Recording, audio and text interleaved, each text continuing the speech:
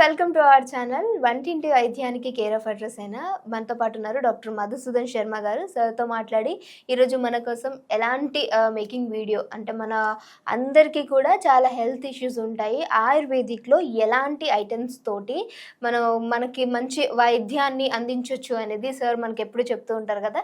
So ఈరోజు మన కోసం ఏం చేసి చూపించబోతున్నారు అనేది అడిగి తెలుసుకుందాం. నమస్తే సార్. నమస్తే సార్. మన ప్రేక్షకుల కోసం ఈరోజు మనం ఏం చేసి చూపించబోతున్నాం? సో దైనందిన జీవితంలో ఎదుర్కొన్నటువంటి వివిధ అనారోగ్య సమస్యలకు సంబంధించి కొన్ని వీడియోస్ చేద్దామా. ఉదాహరణకి వెయిట్, అదేవిధంగా ఈ ఆస్తమా, అలర్జీలు, తర్వాత షుగరు, ఇలాంటి అనేక రకాల సమస్యలతో బాధపడుతున్నారమ్మా. వాటికి సంబంధించి ఒక్కొక్క వీడియోలో ఒక్కొక్క వ్యాధి గురించి చెప్పుకున్నామా. Okay sir. మనం ఈ వీడియోలో దేహంలో యూరిక్ యాసిడ్ పెరిగితే ఎలాంటి ఔషధాలు, క్షేమదాయకమైన ఔషధాలు తయారు చేసుకుని వాడుకొని ఆ సమస్య నుంచి బయటపడవచ్చో తెలుసుకోబోతున్నాం. ఈ మధ్యకాలంలో మరి ఆహార పదార్థాలు తీసుకోవడంలో వివిధ రకాలైన మార్పులు రావడం చేత మరి చాలామంది అటువంటి ఆహార పదార్థాలు తీసుకోవడం చేత దేహంలో యూరిక్ యాసిడ్ అనేటువంటి వ్యర్థ పదార్థం విపరీతంగా పెరిగిపోవడం చేత మరి సమస్య కలుగుతుంది. యూరిక్ యాసిడ్ పెరిగిపోవడం వల్ల కిడ్నీలో స్టోన్స్ రావచ్చు. అదేవిధంగా ముఖ్యంగా మరి ఈ యొక్క కీళ్ళ నొప్పులు కూడా వచ్చేటువంటి పరిస్థితి ఏర్పడుతూ ఉంటుందన్నమాట. ఈ యూరిక్ యాసిడ్ సమస్య పెరిగే కొద్దీ యొక్క లక్షణాలు కూడా విపరీతంగా పెరిగిపోయేటువంటి పరిస్థితి ఏర్పడుతూ ఉంటుంది. కాబట్టి ప్రోటీన్, ముఖ్యంగా నాన్ వెజిటేరియన్లో ఉన్నటువంటి ప్రోటీన్ ఎక్కువగా తీసుకోవడము, అదేవిధంగా fast foods, junk foods, bakery foods, ice creams ఇలాంటి పదార్థాలు తీసుకోవడము, ఆమ్ల స్వభావం ఎక్కువగా ఉన్నటువంటి ఆహార పదార్థాలు సేవించడము, నియమబద్ధమైన జీవన శైలి లేకపోవడము, జీవన శైలి లేకపోవడము, నిద్ర సరిగ్గా లేకపోవడము, మానసిక ఒత్తిడి, అదేవిధంగా మద్యపానము, ఇలాంటివన్నీ కూడా ఒకదానికి ఒకటి తోడు కావడం చేత కూడా ఈ సమస్య మరింత తీవ్ర రూపం దాల్చి మరింత ఇబ్బంది పెట్టేటువంటి పరిస్థితి ఏర్పడుతూ ఉంటుందన్నమాట. ఈ యొక్క యూరిక్ యాసిడ్ సమస్య పెరిగే కొద్దీ కీళ్ళ నొప్పులు, కీళ్ళ భాగంలో వాపులు వచ్చేటువంటి పరిస్థితి ఏర్పడుతుంది. మూత్రానికి సంబంధించినటువంటి ఇబ్బందులు వచ్చేటువంటి పరిస్థితి ఏర్పడుతూ ఉంటుంది. మరి ఇవన్నీ కూడా యూరిక్ యాసిడ్ రక్తంలో పెరిగే కొద్దీ కలుగుతుంటాయి అన్నమాట. మరి యూరిక్ యాసిడ్ తగ్గేందుకు ఔషధాన్ని ఎలా తయారు చేసుకోవాలంటే మన ఇంట్లో ఉండేటువంటి పదార్థాలతోనే ఆ యూరిక్ యాసిడ్ యొక్క సమస్యను తగ్గించుకోవచ్చు. యూరిక్ యాసిడ్ వల్ల మనకు కలిగేటువంటి లక్షణాలు, ఆ యొక్క సమస్యలు, ఆ యొక్క బాధలు కూడా తొలగించుకోవచ్చు అనమాట. ఎలాగంటే మొట్టమొదట ఒక 200 ml వాటర్ తీసుకోండి. ఒక 200 ml వాటరు ఒక పాత్రలో తీసుకొని పొయ్యి మీద పెట్టేసేసి అందులో వాము లేదా ఓమం అని పేరుతో పిలిచబడేటువంటి ఈ యొక్క పదార్థాన్ని ఒక 10 grams 2 టీ స్పూన్లు వేసేయండి. దీంతోపాటు రెండవ పదార్థంగా అల్లాన్ని కూడా ఈ ప్రమాణం అంటే ఒక 5 inches వరకు అల్లాన్ని కూడా కాస్త నలగొట్టేసేసి అందులో వేసేయండి.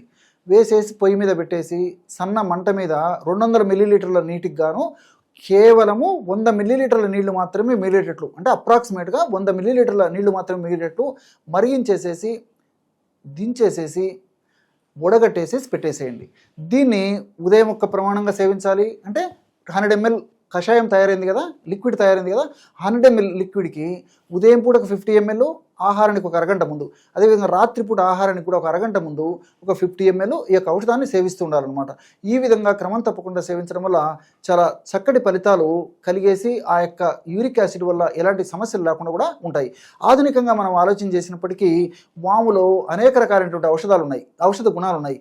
థైమాలు, థైమోక్వినన్స్, శాపనిన్స్ ఇలాంటి అనేక రకాలైన రసాయన పదార్థాలు కూడా ప్రత్యక్షంగా పరోక్షంగా యూరిక్ యాసిడ్ను తగ్గించేందుకు చాలా చక్కగా ఉపయోగపడతాయి. అంతేకాకుండా కిడ్నీస్ ఫంక్షన్స్ని మెరుగుపరిచేందుకు చాలా చక్కగా ఉపయోగపడతాయి. జీర్ణశక్తిని చక్కగా మెరుగుపరిచేందుకు ఈ యొక్క పదార్థం ఉపయోగపడుతుంది. ఇలా మల్టిపుల్ బెనిఫిట్స్ ఈ యొక్క వాము వల్ల ఉన్నాయి. అంతేకాకుండా ఈ వామును వాడుకోవడం వల్ల యూరిక్ యాసిడ్ వల్ల వచ్చేటువంటి కీళ్ళ నొప్పుల సమస్య కూడా తగ్గిపోతుంది. వాములో ఇంతకుముందే నేను చెప్పినటువంటి ఇలా అనేక రకాల రసాయన పదార్థాలు ఉండడం చేత కీళ్ళ భాగంలో మరి ఇన్ఫ్లమేషన్ అనే ప్రక్రియ కూడా ఈ యూరిక్ యాసిడ్ ఉన్నటువంటి వాళ్ళలో కలుగుతూ ఉంటుంది. కాబట్టి కీళ్ళలో వచ్చేటువంటి వాపు, పోటు, సలుపు, బాధ, అసౌకర్యం ఇవన్నీ కూడా మరి ఈ యొక్క వామును వాడుకోవడం వల్ల చక్కటి ఫలితం కలుగుతుంది. అంతేకాకుండా ఈ యొక్క అల్లంలో జింజరాలు, షాగోలు, శాలిసైడ్స్ ఇలాంటివి అనేక రకాలైన రసాయన పదార్థాలు ఉన్నాయి. ఈ జింజరాలు, షాగోలు ఇవి నొప్పిని తగ్గించేందుకు ఉపయోగపడతాయి.